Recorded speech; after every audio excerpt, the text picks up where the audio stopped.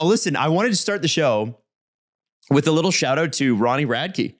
Last week we did a little piece on Ronnie Radke, a journalistic piece. I don't know, segment, I guess. Yeah.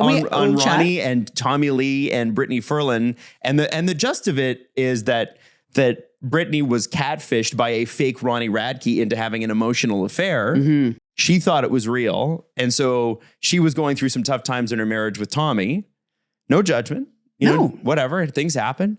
But and fully admitted to it. And then Tommy started messaging Ronnie, was like, what the hell, dude? Because they would know each other. Yeah. And Ronnie's like, I've never heard of this person. Like, I don't know who she is. So long story short, she wasn't talking to the real Ronnie. And a lot of people aren't sure who. Some people, especially in our comments on TikTok, speculate that it was just Tommy behind the whole thing. No. Yeah. No way. That's what's happening. No, but there was other people that were catfished by this. Yes. And that's the thing. Yeah. So Ronnie, first off, he saw our TikTok and then reposted it. So there's like 1 million views on it now. Ronnie? Literally like 1 million views this weekend. The other thing is he's called the FBI. How do you call the FBI? You could call the FBI. They got a number. And you just, because their job is they're like police, but without just being state specific. They're the national police. Yeah. So their job, like in Canada, we have the RCMP. Their job is to go, hey, is this a crime that was committed over states borders or provincial borders or whatever? In this case, states borders, then it's the FBI. And if it's a scam or whatever, then they're I don't know if they're going to like investigate this. I don't know if there's like enough on the line for the FBI to be like, ooh, we busted the Ronnie Radke like impersonator. Yeah, we need to get an investigation. Yeah. Anyway, I just thought that was interesting. Well, you know what, Adam? We're on TikTok chatting about Ronnie. Ronnie's reposting. Here we go. What do you think? What do you think Ronnie thought when he watched our TikTok come up? Like, what do you think? Do you think he like sat there and like went through it all? I think he was thought it was like, you know what? Those details are pretty good. I know they did a good job. Or, I figured if we got anything incorrect, he would have messaged us and been like, actually, I think he would have commented. He wouldn't have messaged us. I think that he thought when he saw the TikTok, he thought free press. Free press. Free press. Here's two Canadians that kind of look like siblings talking about me, and I'm going to repost because he saw comments. And from what I'm gathering of his social presence, he likes to be out and about. You ever been reposted by someone famous before? Missy Elliott. And Missy Elliott reposted you, or she commented back to you? I know that she commented back to me once, which changed my life. I asked her what she was up to and she said hits. And but one time she reposted like danced a joke audition to be a backup dancer for her. Really? Yeah, in 2017. No way. On Twitter. Yeah. Oh, that's so TikTok cool. wasn't there. Yeah.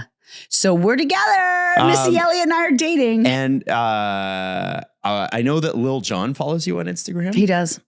I don't know if he still does. He used to comment on your Instagram all the time. He used to say, "Girl looks like Justin Bieber," because he used to troll me, and I love. He's so sweet. Funny. He's funny. He's really funny. He's really sweet. Our former morning show host at Kiss 92.5, Mocha, knows him. So Mocha used to make fun of me, like in love, for looking like Justin Bieber, and then all of a sudden, Lil Jon hopped on it because they followed each other. And so now Lil Jon just like once in a while he'll just pop up and be like, LOL. No way. Let me see if he still follows me. Let's see if he follows you. Cool guy over here. This is actually a good question for anybody that's like watching or listening to this. Like, have you ever had any like direct interactions with celebrities? I know that like 15 years ago or something, Ellie Goulding responded to me. Yeah, he's still following you. Yeah. That's crazy. I got an Ellie Goulding smile back or something because I said I had a huge crush on her. And then, she's beautiful. And then she wrote back like and smiley faced me, and I was like, wow, now it's happening. And I was like, Ellie Goulding. She's flying to Calgary, which is where I lived at the time. She's flying to Calgary. We're gonna get married. That's it. Now she's gonna be as hot as a Chinook. Get it? Like the winds. Stop. So today I want to talk about something that I can't get away from on TikTok, and I think this is really, really cool. It's not that weird acoustic guy singing in a circle. On his toes. Yeah, On his singing toes. on his toes. Why is he singing on his toes? What? Okay.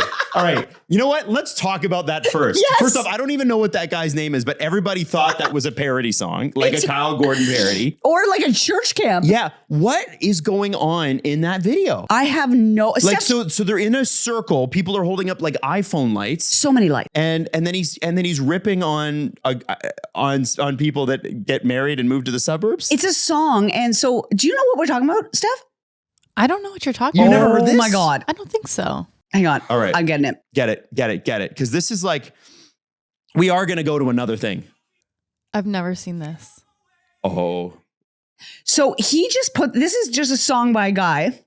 Brendan Abernathy. I don't know what his name is. Anyways, he has 5,000 followers. And like, I don't think he meant to go viral, but he's given everybody on TikTok the ick. And he has a song, Married in a Year. He had just a performance went on and people are roasting him. And they're like, literally, people are like making fun of the fact that because it's very like Lumineers 2011. Yeah, somebody was right? like, this would hit hard in 2010. Yeah, right. Yeah, and it's also Steph, like he's so into the performance. I think that people are taking it and they're goofing on it and they're parodying it. And like, even when he's like, convincing yourself, he sings like that, right? And then he's like, convincing yourself you're living the American dream, and he like salutes the crowd. And it's just like, really over the top. And it's God just bless. it's like too much. He seems very sweet and very talented I don't and think excited. he's a bad guy. But people are going in, and he kind of looks like he's levitating. Like some people are like making full videos that he's like taking off into space. He just takes off and flies away. Yeah. You have. I'm surprised. Yeah, I haven't seen it. And he's full serious. It's not a parody. No, he's serious. No. And he seems sweet. So I hope that he's well. Because he's getting a lot of attention. Most of the stuff I see on TikTok about artists is like making fun of them, like Katy Perry. I actually, somebody said, I've listened to 1,000 albums in the last, 1,000 days. Like every day this woman listens to a new album. Yeah. And she runs down her top 10 worst. And Katy Perry's album from last summer was in the top 10. She's like, this song or this album was made purely to make as much money as possible and give you nothing, which is crazy. And I was like, oh my God, that's vicious. And then have you guys seen the fact that they're making fun of Katy Perry's song "Thinking of You"? Where yes. So "Thinking of You" I think is her best song. It's such a good song. I love that. It's a great song. Yeah. It's a great song. I like Steph. Dark Horse. Dark Horse is a good one too. But "Thinking of You" is like beginning of her career when she's still doing like Warped Tour. What's Thinking of You? It was the third single. It was after I Kissed a Girl. The third single. That's the most radio thing I've ever heard you say. It was Hot and Cold. It's like acoustic. And I Kissed a Girl and then that. It's the acoustic song. And she oversins that. I've seen the TikTok. Has a lot of in it. And so now it's a good song. I remember that song. Yeah, it was good. Song. Yeah. And she wrote it. Yeah. She actually wrote that. And she actually was on stage at her concert singing "Thinking of You" in the way that people make fun of her at TikTok. Yeah. And then she said, "I don't sing like that." Like she stopped it dead, and everybody's like, "Yes, you do." You should yes, you did. Katie should have leaned into it. Yeah. She can't. I don't think she's in a place where she can handle it. She's Like taken a lot of self-deprecation. crap lately, Yeah. and I feel like she's like done with everybody. I don't think that Did you see the like lightsaber show she puts on when she does E.T.? Yeah. Did you? She's like fighting and then singing E.T. and like, oh, it's just, I don't feel bad for her. I don't either. She'll be fine. She'll be okay. The concert tour is still selling out. Yeah. But like, and she'll have like a redemption arc. They all do. And she has access to a lot of therapy, Yeah, she'll be fine. Yeah, she'll be okay. But it is one of those things where I feel like you're right. She should just lean into it. Yeah. And then just take a piss out of yourself, as I say. Yes, make fun of it, whatever. Yeah. But I think that was back when, Katie came in and she was like, her biggest, inspiration was Alanis Morissette, who sang like that. Yeah. And it's like, that makes sense, right? Like when you kind of think of it, like when you're overdoing the vowels in the song. And that was also a very indie sound, right? In like 2005 to 2010, right? There was a little bit of, There's only one Alanis though, and one Alanis only. That's right. But I didn't realize that was her biggest inspiration. That makes a lot of sense, the way that like she sings and. Yes. Well, she wanted to be like singer, songwriter, acoustic guitar, and they turned her into a pop star. Kissed a Girl. Well, that's the thing. She wrote those songs, right? Like and I don't think she didn't write Roar. I know she might be credited with Roar, but she didn't write it. Like she'll have like if you change a word, you get a credit on the song, right? So like she didn't write Roar, she didn't write Dark Horse, she didn't write those songs. The first album is like really her. I know that we, at least the gay community, we don't like Kissed a Girl anymore, and it's appropriative and queer baiting, etc. But my God, I used to kiss girls when that song was like out and about, like going out dancing and stuff like that. Yeah. That was like a gay anthem then. So thank you, Katie. Well, it'll come Thank back you. to being Yeah. a gay anthem too. Like, you know, when something's like 10 or 15 years old, it's not cool. When it's 25 years old, then it's cool again. It was it'll come back. It was a fun bop at the time. Maybe I'll get canceled for saying that. The only I don't other know. thing, no, you're not. The only other thing I get, the only other artist thing besides what we're about to talk about, which we still haven't talked about yet, is Benson Boone. And I've had enough of Benson Boone. This mystical, I've had enough. This mystical ice cream song that he's got going on. I'm sorry, what? Have you not heard his next No. song? So it's after Beautiful Things. There's a new song. No more. And so people are now playing that song and they're doing at Target this weekend, you can get 25% off. Like it's like they're turning it into like an Old Navy commercial or a, you know, because it sounds like that.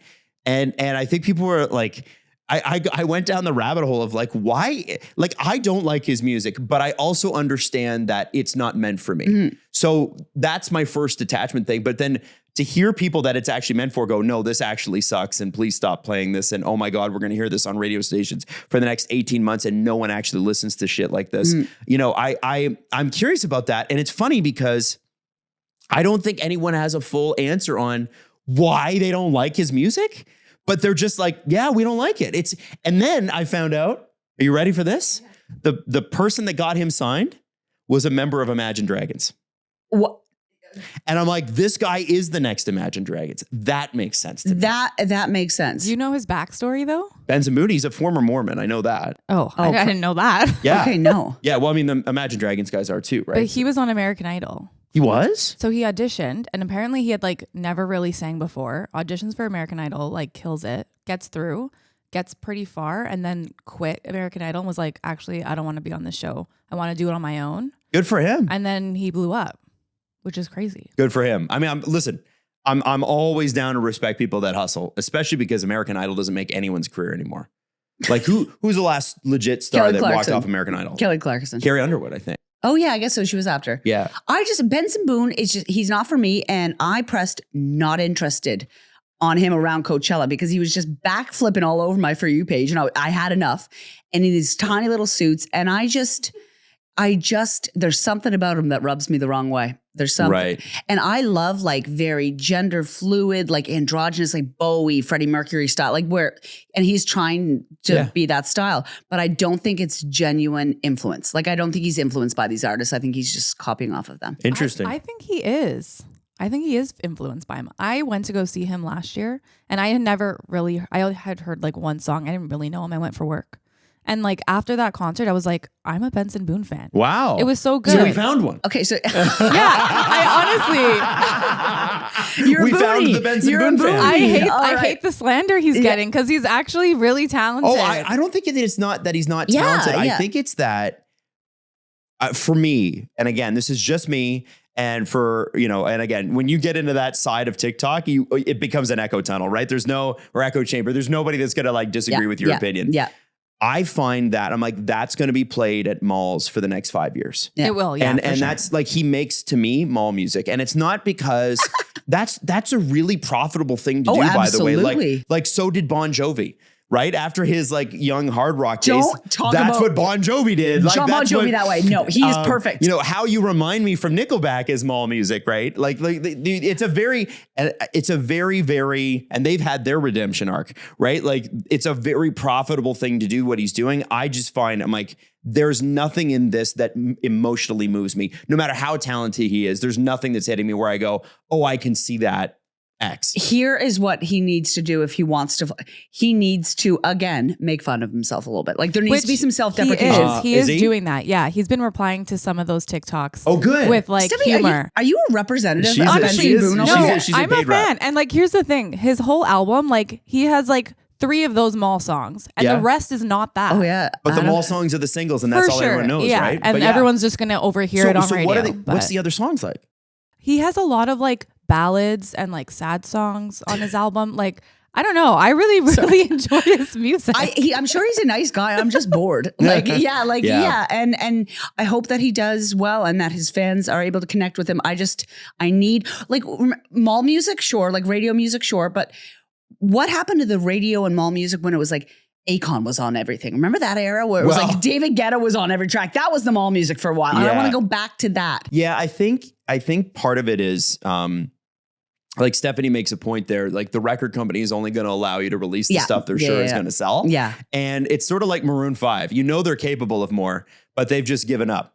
And they're just like, who's the young hip hop artist? Okay, we'll put them on our song because that's their formula, right? Like they get some young black really artist troubling. and they put it. Yeah. I don't know if it's troubling so much because it benefits both sides. It benefits Maroon 5. It benefits the artist. It brings them to the mainstream. I don't see it that way. I think that's a really cynical way to look at it. I think if they were bringing, I'm going to debate you on this because I think if they were bringing on up and coming black artists, absolutely. However, they are paying. Cardi B, what was Cardi B when she was on Girls Like You? Cardi B already had she full had album Bodak out. Yellow, but she wasn't like mainstream huge. She had WAP out already. I'm pretty sure. No, she did not. She did not. We'll double check that. But guaranteed. Honestly, I mean, these artists are taking the money, but like throwing, Kendrick on there is just like, hey, how can we stay relevant? And I'm sure the profit share was there, but I want to make sure that A, the artists are getting paid properly, and B, why aren't you bringing up and coming artists? Oh, they're making huge money. Yeah, they make huge money off of a Maroon 5 feature. It just because you got to look at it like, remember DaBaby before he torched his own career. Yeah. So DaBaby was really good. He was really good, really and he good. was on Levitating from Dua Lipa, right? Yeah. And so Snoop Dogg was on every feature for a long time because Snoop Dogg apparently has like a flat fee. Yeah. And here's your flat fee. He's you have an to empire. pay, let's say it's $50,000 for a line or something like that. And I'm not kidding. That's what it would be. He gives you like a couple lines and for sure. It's like $100,000. And then he might have like a profit share in the song a little bit. Mm-hmm. But Snoop Dogg figured out that if you do enough of those, it's like putting out an album. Yes. And you get paid the same. Yeah. And so a lot of these artists, Kendrick Lamar on a Taylor Swift song, like, SZA on a Maroon 5 song, like they're all smart enough to know not only is this going to cross me over into mainstream, like white radio, right? But also it's going to help me sell my other album and I'm going to make a fortune because I'm going to be in on that Maroon $5, right? Because they've got their built-in fans. Now, I will say that I think Maroon 5, it's been years and years since they put out a song. And that's the thing. They just kept on doing that. They found the formula. Yeah. And also let's like these radio tracks. I will say that, and you know this, some radio stations will play one version and some radio stations will play another, which is another thing, which 100%. Is like, and that's where I have a little bit of trouble with some of the artists making money. That's a tale for another time, but hopefully everyone's being paid. I have to say, if I hear Bad Blood and it's just Taylor's version, like it's terrible. Did you have to do that? Like, no. Give me, I want Kendrick. Well, and you know what? I will say in a non-cynical way. Steph hates this, by the way. Tread lightly. Yeah. Thank God they made these songs more palatable. I'm glad Steph's here to keep me in line. Yeah. You're right. So I think that's what it is, right? It's a way of bringing artists to a radio station that they wouldn't have been on. But DaBaby was like, hey, you know what? I'm going to take all this success and be super homophobic about it. And then everybody's like, yeah, okay, cool, man. And he doubled down on it too. And of course. Yeah. And I will say about DaBaby, because he was very good. And he still is probably very good. He was very, very good. He actually was on a podcast, Trevor Noah's podcast. And Trevor Noah is a brilliant interviewer in general and just like a conversationalist. And DaBaby kind of gave a bit of like not excuses, but a bit of context around like the culture in which he grew up. And I'm a gay woman. I don't accept it. I don't forgive it. But I understand it a bit more. And I think it's like I maybe have a bit more empathy for him in a way that I didn't before. Yeah. Well, here's the thing. You probably grow up, if you're feeling that way, like he might have grown up in like an insular culture, hyper masculine. Absolutely. Maybe very religious. You never know. I don't think any of that's an excuse, but here's the thing. That's where a guy like DaBaby, you need to have good people around you. Yeah. You need to have good people around you because they need to be the ones to tell you, hey man, like you might hold these views in private, but if you go on stage and you say this, your fee for, you make $100,000 to go to show up at a festival. well, that fee is going to go down to $10,000 if you just show them the money part. And that's like that guy, DaBaby he was closing in on those, like Drake and Rihanna to show up at a festival, or Kendrick or any of these guys. It's like $2 million for a 90-minute set. DaBaby was also just a really great rapper, or is a really great rapper. I mean, he's not dead. DaBaby was going to get into that. Yeah. And like, that's the thing, is it doesn't just cost you now, it costs you forever. And then he doubled down on it because he had kind of like, he could have apologized. Yeah. And he kind of doubled down, and he's like now, Miley Cyrus said she was going to reach out and wanted to have a chat with him about it and stuff like that. What's Miley up to? I don't know, man. Healing Miley was like, let me help. Healing the community. Miley Cyrus. I remember that. You know what? You know what? I respect it. I was going to say, I will say, if I want anybody to do the legwork of repair in the music community, it's fucking Miley Cyrus. Man. Excuse my language, but yeah, I love her. I do too. I love her so much. I have a ton of respect for Miley Cyrus. I know that. Is she even queer? I don't care. I think she is. She has been at parts Miley's of her life. For everyone. Yes. Yeah. I just feel like I interviewed her once during the Bangers thing, and she was so smart. Yeah, she's brilliant. She was one of the smartest. She and I think Pink are probably two of the smartest people I've ever. Adam loves Pink. I love Pink. Adam I love loves her. Pink. She is brilliant. Her. And again, there's somebody who, like Benson Boone, I'm not a crazy fan of like Pink music. I'm not going to be like, I'm going to get in the car and put on let's get the party started or whatever. Like I'm not. Such a good song. I am not. But I forgot about that song. But she is legitimately like you sit down in a room with her, and Pink is an artist that you feel like I could sit for 4 hours with you and just drink beers and talk about whatever the hell's on your mind. Yeah. And I think that is I was quite taken by how smart she is. And Miley, the same thing. Like when I talked to her, it was pretty clear that she knew what she was doing. Like this was during the whole twerking thing and the Robin Thicke and whatever. And like, I also didn't see what the big to do was with her twerking on Robin Thicke. Like that was some sort of big deal, but cancel her. Yeah, right. That was like a thing so at the time. Hard on her. It was like a super conservative talking about like this is the culture's out of control. I remember when things didn't, people played with guitars and they didn't twerk on each other. It's like, yeah, but they were doing lines of coke backstage and smoking weed and whatever on stage or whatever. Okay. Yeah. She's not doing any of that. No. Anyway, I thought that she was one of the most well thought out, intelligent people I've ever spoken to. And you know what's interesting about Miley is she's one of the few artists that can come back whenever the hell she wants. Oh, she has like a free pass to get in also any genre. Yes. You know what I mean? She can, because she has a vocal range that everybody you can say whatever you want about Miley, but you can't say she's a bad singer. No. You can't. She's also Dolly Parton's goddaughter. You know what I mean? Like she has the backing. I will also say that her and Pink, they are also a little silly, a little self-deprecating. So maybe back to Benson Boone, if he was a little sillier. Perry. Or Katy Perry. Like apparently he is, and we've just missed it, Jax. We just missed it. Adam, we need to get on the Benson bus now. I also have to say, when he brought out Brian May for that festival, and then he got mad at the fans for not knowing who he is, I'm like, listen, I love Brian May. I've seen Brian May in concert. I'm a Queen fan.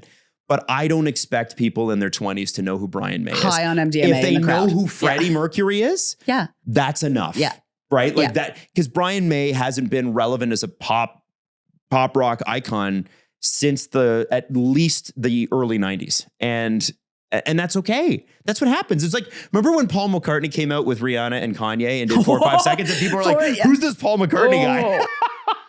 Right? That was such a bizarre, 2016. I forgot about Weird that time. And we had to play it. It was so slow. I didn't like that song. Neither did I. I know. Some people were like, that's the greatest song. We've never talked about this. I didn't like that song either. It was a bummer.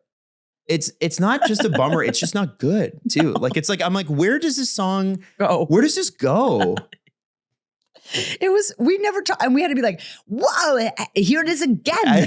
Here it is every 75 minutes on Kiss 92.5.